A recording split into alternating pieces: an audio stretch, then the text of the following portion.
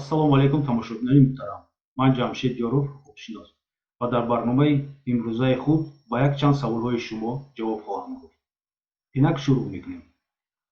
Саволи якум чунин аст: раиси суди олӣ дар баромадаш дар бораи парвандаҳои айбдоркунии хусусӣ гуфта гузашт, яъне кадом парвандаҳоро ӯ дар назар дошт?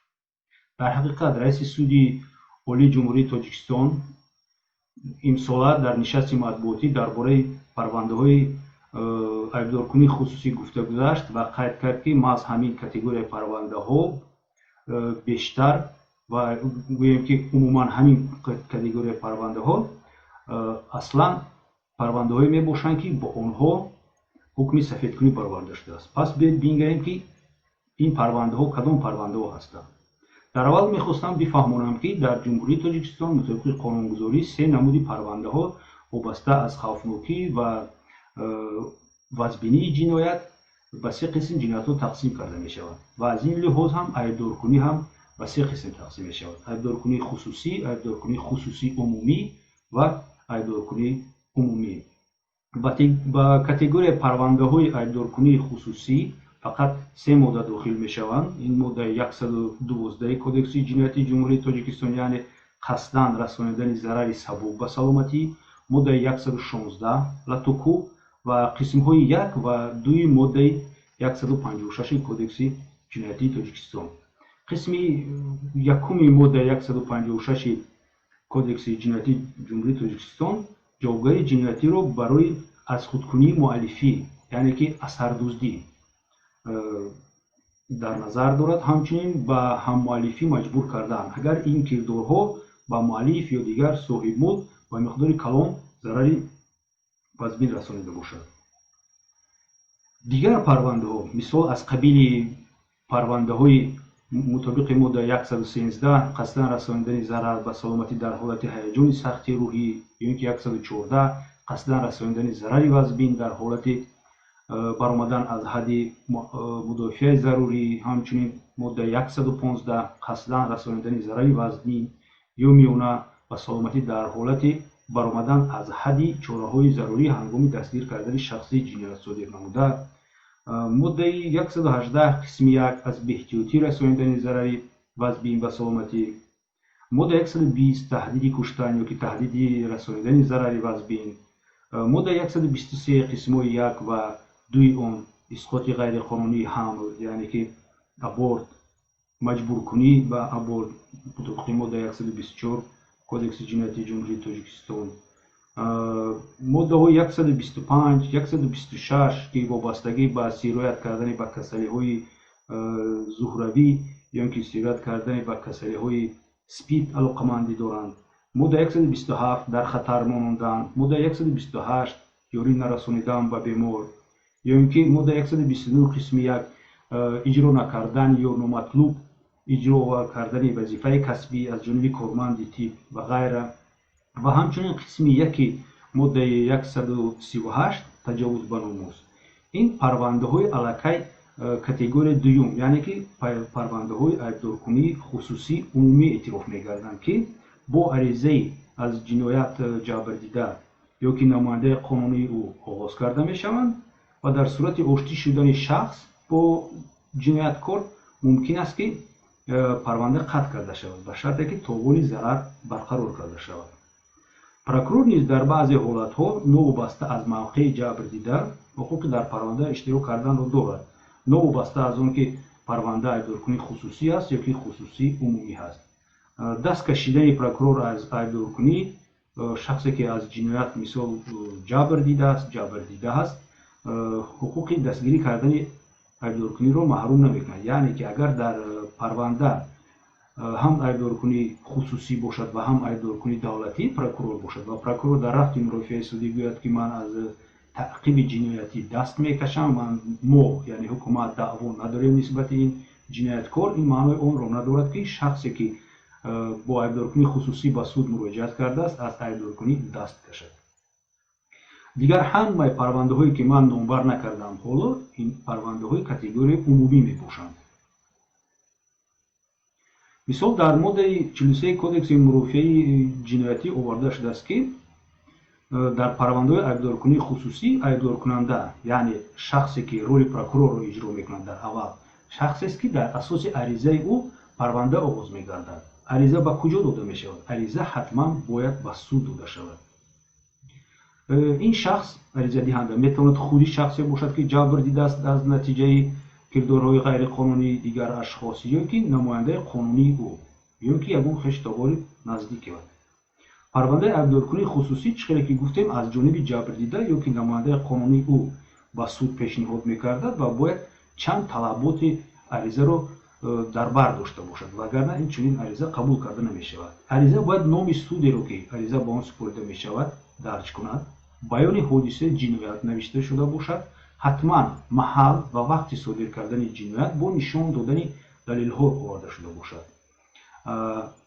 боз дархост ба суд ҳатман бояд бошад. дар чунин ариза дархост ба суд оиди ба пешбурди худ қабул намудани парванда, маълумот дар бораи шахсе ки ба ҷавобгарии ҷиноятӣ кашида мешавад ва рӯйхати шоҳидоне ки бояд даъваташон ба суд зарур аст. яъне ки тамоми кори тафтишоти пешакӣ ва прокурорро ҳатман айбдоркунандаи хусусӣ ба зиммаи худ мегирад.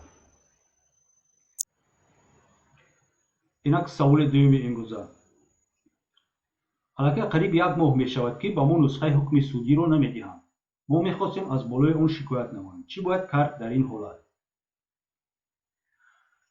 раҳмат бори саволатон. хубтар мешуд ки аввал ақаллан шумо ба мо менависед ки дар мурофиаи судӣ шумо кадом вазъро ишғол мекардед. шумо айбдоршаванда будед, шумо даъвогар будед, шумо ҷавобгари гражданӣ будед, ҷабрдида будед ё ин ки ҳимоятгар. ба ҳар ҳол моддаи 350 кодекси мурофиаи ҷиноятии ҷумҳурии Тоҷикистон оиди он мегӯяд ки баъд аз эълони ҳукми суд на дар зиёда аз муҳлати 5 рӯз бояд ҳукми судӣ ба айбдоркунандаи давлатӣ, прокурор ва маҳкумшуда супорида шавад, ё ин ки сафедшуда бояд супорида шавад. ҳамчунин дар ин муддат ҳукми судӣ бояд ба ҳимоятгар, бояд ба ҷабрдида, бояд ба даъвогари гражданӣ, ба ҷавобгари гражданӣ ва ё намояндаи қонунии онҳо супорида шавад. барои гирифтани ҳукми судӣ аз судҳои ҷумҳурии Тоҷикистон ягон аризаи иловагӣ навистан лозим нест. аллакай ҳамон доштани мавқеи мурофиавӣ, статуси мурофиавӣ, яъне ки дар мурофиаи судӣ дар рафти тафтишот шуморо ҷабр дида, шуморо даъвогари гражданӣ, шумо ҳамчун маҳкумшуда ё ки ҳимоятгар расман шинохта мешавед, суд ҳатман бояд ба шумо дар муддати дертар аз 5 рӯз бояд ҳукми судиро ирсол кунад. вале ҳолатҳои истисноӣ низ ҳаст. ин ҳолатҳои истисноӣ фақат ба он вобастагӣ доранд ки ҳукми ҳамин мурофиаи судии шумо дар кадом шакл мегузашт. агар мурофиаи судии шумо дар шакли пӯшида мегузашт, пас ҳукми судӣ фақат ба айбдоркунандаи давлатӣ, прокурор ва маҳкумшуда супорида мешавад. дар дигар ҳолатҳо, яъне агар ҳукми судӣ дар рафти мурофиаи кушода баргузор мешуд, эълон карда мешуд, ҳатман бояд ба шумо дар ин муддат ҳукми судӣ супорида мешуд. шумо ҳаминро як бор фикр кунед, бинед ки мурофиаи судии шумо дар кадом шакл мегузашт. агар мурофиаи судии шумо дар шакли кушода гузарад ва шумо дар муддати зиёда аз 5 рӯз аллакай ҳукмро дастрас карда наметавонед ва аз он ҷумла ҳуқуқи шикоят кардан аз болои онро аз даст медиҳед, шумо бояд ки бо аризаи мазкур бо нишон додани оне ки ҳукми судӣ кай шифоҳан дар зали судӣ хонда шуд, то ҳол ба шумо то кадом санае ки ариза навистед ирсол карда нашудааст, ҳатман бояд дархост ба суд муроҷиат кунед ки ҳукми судӣ ба шумо дода шавад. агар ҳолатҳое шаванд ки ҳукми судӣ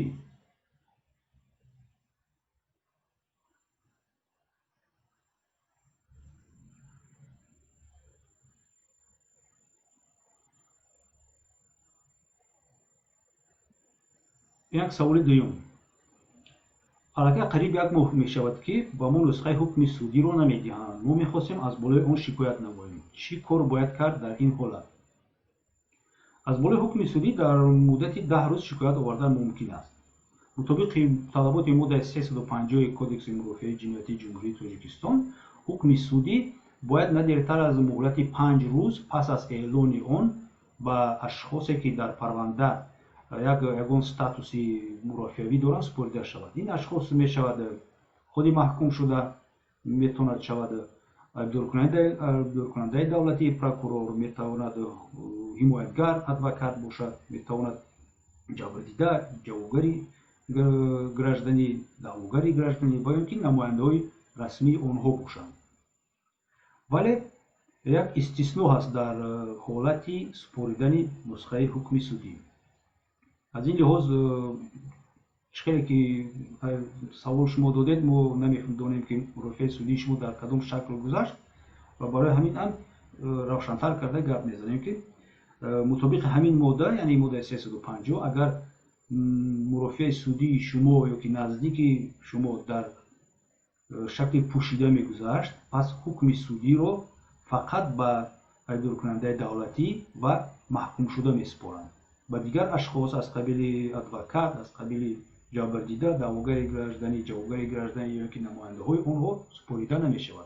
در این حالت شما می‌توانید که با نسخه حکم سودی در رفت واخوری با زیر حمایتان یا که در رفت واخوری با خشتباری که محکوم شده است شناس شوید. در دیگر حالت‌ها، یعنی که در حالتی که پرونده در شکل کشوده می‌گذشت و مدت الکی از 5 روز گذشت و به شما حکم سودی تا حال ارسال کرده نشده است، شما باید با عریضه به سود مراجعت کنید و حتما قید کنید که الکی زیاده از 5 روز گذشت و مطابق طلبات ماده 350 کدکس مرافعه جنایتی جمهوری تاجیکستان در همین مدت شما باید حکم سود رو برای آوردن شکایت دسترس می‌کردید، ولی اون تا حال به شما نرسیده است. هرچند که چنین عریضه نوشتن عین حال لازم است، ولی یک بار قید می‌کنم که در تاجیکستان چنین طلبات باید نوشتن عریضه برای گرفتن حکم سودی در یگان جا آورده شده نیست. خود سود باید حتما با اون اشخاصی که در مرافعه سودی، در همین پرونده سودی، همچون جبردیده، دعوگری گраждани، جوگری گраждани، نماینده‌های آنها یا که حمایتگر یا که خود محکوم شده هستند، سودشونده هستند، حتما باید پس از چاپ حکم سودی با آنها ارسال کنند. این بود جواب به سوال دوم. میگذاریم به سوال سوم. سوال سوم چنین است: برادر من رو در اوکراین با مدت 12 سال زندانی کردند. آیا او میتواند که جزا رو در تاجیکستان ادا کند در نزدیکی پدر و مادر و فرزندانش؟ البته میتواند. برای این روزگی خود همان محکوم شده لازم است. و درخواست با پروکورور گنرالی جمهوری تاجیکستان نوشتن در کار. درخواست رو میتواند خود همون شهروند نویسد، درخواست رو میتواند خشتبار نزدیکان این اشخاص نویسند یا که خود مقامات با صلاحیت دولت خارجی، همون مؤسسه یا که همون وزارت عدلیه همون دولتی که در مؤسسه اون شهروند جمهوری تاجیکستان نگاه داشته می شود، میتواند که با پروکورور تاجیکستان درخواست ارسال کنند که همین شهروند خودتون رو با تاجیکستان برای ادا کردن مهلت باقی مانده ادای جزا ارسال کنید. چون این حالت وجود دارد. و سوال آخرین امروزه چنین است: با ما سردارمان فرمانهای غیرقانونی میدهد. ما میترسیم که روز برای این ما جوابگر بشویم. اگر فرمانهایش را اجرا نکنیم ما رو به جوابگری میکشند یا نه؟ چی مصلحت میدید در این حالت؟ در این بابت گفتنی هستم که در کدکس جنایتی جمهوری تاجیکستان باب مخصوص عاید استثنای جنایت هست، یعنی که حرکت هایی که هرچند که هم خاراکتر و شکل و نمود جنایت رو دارن، یعنی نتیجه های جنایتی رو نیز دارن، ولی در حالت های استثنایی جنایت اعتراف نمیشن و این گفته های شما نیز به همین طور میگوید. مثال در ماده 45 کدکس جنایتی جمهوری تاجیکستان آورده شده است که اگر یگان شخص ضرری رساند با منفعت یگان شخص دیگر یا که با منفعت دولت با مقصد اجرا کردن فرمان یا امر موافق ترتیب قانون به او داده شده، این جنایت نیست. برای چنین ضرر фақат ҳамон ашхосе ҷавобгар мешавад ки чунин фармони ғайриқонуниро дидаву дониста ба зеркоргарони худ додааст. иҷро накардани фармон ё ки амри бар ало ғайриқонунӣ ҷавобгарии ҷиноятиро истисно мекунад. яъне ки ин ҷавоби рӯи рост ба саволи шумо ҳаст ки шуморо ягон кас ба ҷавобгарии ҷиноятӣ дар ин ҳолат ҳуқуқи кашидан надорад. шумо дар ин ҳолат бояд ариза ба мақомоти салоҳиятдори ҷумҳурии Тоҷикистон нависед ва нишон диҳед ки сардори шумо кӣ, дар кадом корхона чӣ фармонҳо, кай фармонҳоро додааст ва чӣ оқибати зараровар ба ҷамъият ё ки ягон шахсони дигар чунин фармонҳо расонидаанд. дар ҳолате ки сардоратон мисол шахси хело ҳам қавӣ, қасосгар, тавоно бошад дар ҷумҳурии Тоҷикистон ва бо ӯ ҷангу ҷанҷол кардан бар шумо зарар бошад, маслиҳати дигар медодам ки ба прокуратураи генералии Тоҷикистон ё ки ба мақомоти зидди коррупсионӣ ариза ё худатон ё ки бо дастаҷамъӣ бо ҳамкоронатон бенишон додани номунасаби аслӣ ва суроғаи худ нависед. умедворам ки ҳатман тафтишот оғоз карда мешавад ва ин ҳаракатҳо ва ин фармонҳои ғайриқонунии сардори шумо ошкор карда шуда ӯ ба ҷавобгарӣ кашида мешавад. ин буд дӯстон он саволҳое ки имрӯз мехостам ҷавобашонро ба шумо диҳам. агар савол ва ё ки пешниҳодҳои дигар дар бораи хубтару беҳтар кардани формати барномаи мо дошта бошед, мо ҳатман бесаброна онҳоро интизор мешавем ва умедворем ки ҳамкорӣ бо шумо ҳам барои мо ва ҳам барои шумо муфид хоҳад буд.